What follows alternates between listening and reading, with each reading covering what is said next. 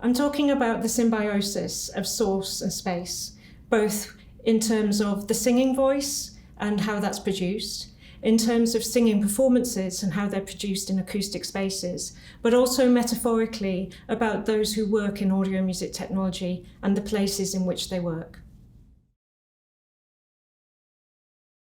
I guess a misconception is that audio and acoustics are for specialists only, or for audio nerds, but I really feel that immersive audio has potential to be for everyone and should be for everyone.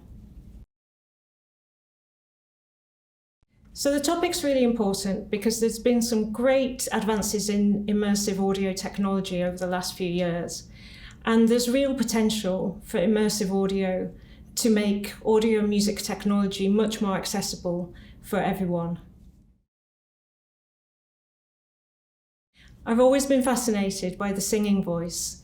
It's fascinating to me how singers can produce such amazing sounds from a very small vocal apparatus, and that they also can adapt those sounds to the different performance environments in which they find themselves.